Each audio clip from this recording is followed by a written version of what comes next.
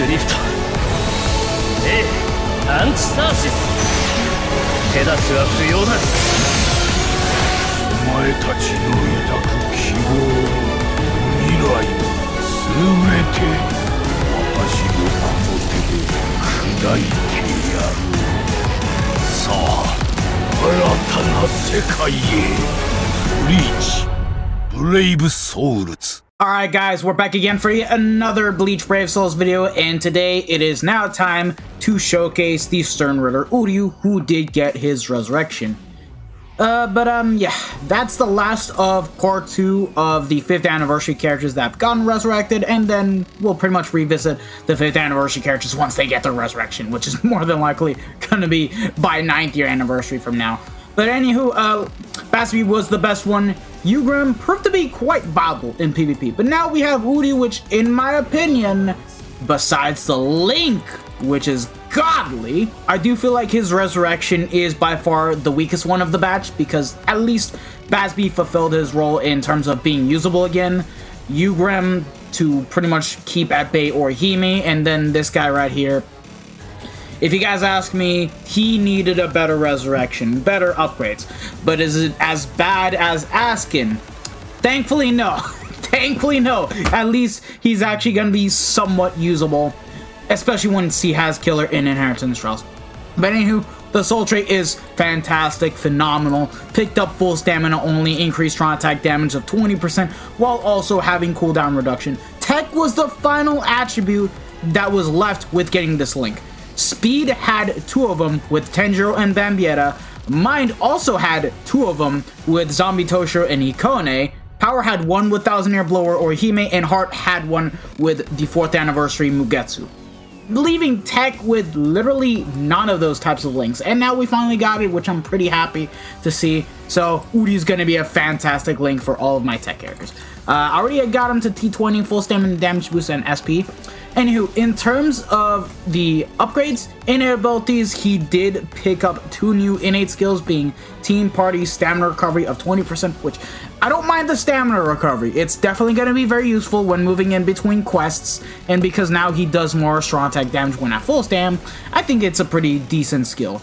That being said, 20% decreased Soul Reaper damage taken, nah, that's a waste. Get that out. Should have been easily 30% more strong attack damage when at full stam. That's so stupid.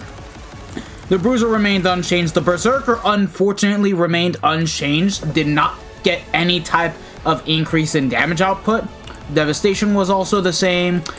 Havoc, Frenzy +1. Like, most of the stuff was the same. The only thing is that he picked up full stamina damage boost of 20% as the 6-star ability. So, yeah. The upgrades are definitely not the worst, but it could have been a lot better. Now, we're going to try him out in Inheritance Trials and everywhere else to see if he's actually usable at Max Transcendence, which I don't doubt, but at the same time, it's the kits that unfortunately did not hold up well. There's a good reason why this character aged out so quickly, and it was literally due to the fact that he had a full range collision kit. He just did not age well as a character. So yeah, let's get him built up and ready to go. Quincy Cross, Pill, and Kate Fastener. Both Aizen and Soifon are Max Transcended 500 SP, SP bonus ability. So the Senkamen Chad 1-5, love 10 SP, SP bonus ability. We have 76% increased strong attack damage with an 86% total full stamina damage boost with 170% SP added on to Uryu in total. And yeah, 7.5k SP just like that. With us, we're going to be bringing this Future Society Orihime because she does boost on the 2nd strong attack. Does have the booster skill, so an extra 43% extra focus, and then this 1000 Year Blower anime Uryu that provides an extra 20% more strong attack damage to all Tech characters. So yeah, we're gonna be cooking with this Uryu, and we're bringing him first into IZ because we do have Soul Reaper mobs, so we can see the best total damage that he can provide. Now, getting into it, this character, funny enough, upon being revealed back in the day, he had the best set of skills for a Tech character, however, was immediately underplayed as soon as we saw the kid because he has the 40% shave. Now, this is not the same 40% shave that we're all accustomed thanks to the likes of Power Bruno, Asnot, and whoever had the SA1. This one will literally... What's the best way to describe it? We'll drag a couple of enemies underwater, drown them, but some of the enemies will still have lived, and by that time, when you push so damn far with the SA1, you're just not going to be able to get most of the enemies like the new one that we're all used to using. SA2 is going to be the Sem 50 Suction Vortex into Pushback Attack, and then the SA3 is full screen. The kit would have worked out so damn nicely if he had status elements and he picked up the SP boost, but in his case, that's not the case. So yeah, let's see the total damage they can do without the boost. 70k, 26k, and 78k. So, yeah, it's not the worst, but it could have been better. Now, let's just boost ourselves up with this Orihime right here. 88k now. 32k. And lastly, 89k, almost 90k. Yeah, I mean, it's alright, but like, see, if Uryu had the Berserker upped from 40 to 60, like, I don't know, Fierce Battle Ichigo, like, come on, his Berserker got buffed from 40 to 60, why not him? If he had 30% more strong attack damage inflicted when at full stam, like Tenjiro, it would have been so much better. And honestly speaking, I feel like 50% more damage when, you know, hitting enemies that are not afflicted by an ailment would work out better than 20% full stamina damage boost. If you guys ask me, this guy does not inflict status ailments, so why not give him the better multiplier in which he does more damage? You guys see what I mean? Okay, now in IC, let's be honest here, it's easy. We don't even have to worry about this. But let's say you are an Uryu simp like Tsurugi. You want to bring this Uryu into co-op inheritance trials and actually get to using him. You guys might think that he's gonna be decent, right? Well, let's find out. Let's find out for ourselves.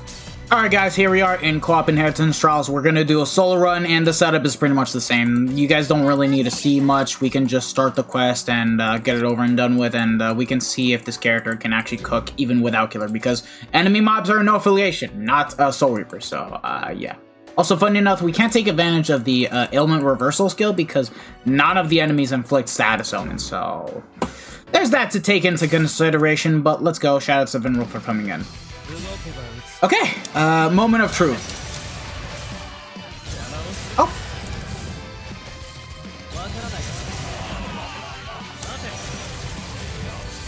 I might have to take back what I'm saying.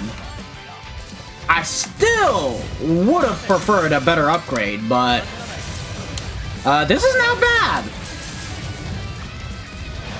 Definitely not bad. At max Transcendence, actually cooking the enemy mobs like that? Huh. Okay. Okay. I'm still gonna say that the 20% DR against Soul Reapers is completely wasted. Like, come on. It's dog shit. It's not a good skill. It never was a good skill on PvE characters, and it never will be. Not even on PvP characters was it ever considered a good skill. Like, come on, bro. Who are you kidding? Who are you kidding? But it's not bad. Like, at least he's actually quite usable. Is he better than Basby? Absolutely not. Absolutely not. Basby is like a night and day comparison between the characters. But as you can see, that 40% shade is definitely not consistent. Like, I am not enjoying it. It pushes way too far. And it's not as good as the ones that were... Yeah, you guys see how far it pushes? But, yeah, if... Oh, great. I'm gonna have to die. Just kill me. Just kill me. Just kill me. Thank you. Look, ailment reversal is a dead skill that has not been used since, I believe, a particular novel character. I don't even remember... Oh, wait, no. The last character to get ailment reversal was on the Mind Meter, and it's a good thing that they don't reuse that skill anymore, because if you guys ask me, in IT, the enemy mobs will still hit you quite hard to the point yet that you cannot heal back your HP that you have lost, even if you get touched by an enemy that inflicts a status on. Like, for its time, it was a cool little skill. It had its gimmick, and it was basically for fan service to replicate Uryu's stripped the antithesis. But now it's pretty much, you know, kind of a wasted and useless skill in today's meta. But it was nice for its time. But yeah, Uryu's not the worst. I'm gonna have to take back what I said, but I think it still would have been so much better if he had better upgrades.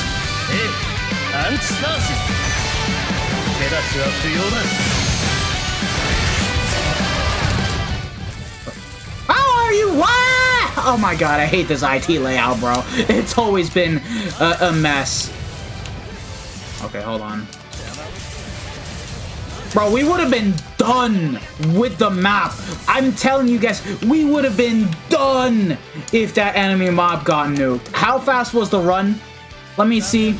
Let me see. 2 minutes and 41. I'm restarting this. I do not care. I want to redo this. I'm not satisfied.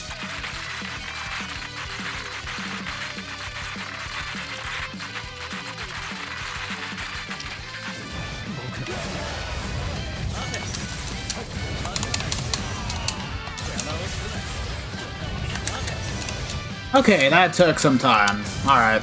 Yeah, that was, you know, my better performance, and let's see how fast I cleared with this Uryu. Should be around 2 minutes and 30 seconds, maybe? What? How'd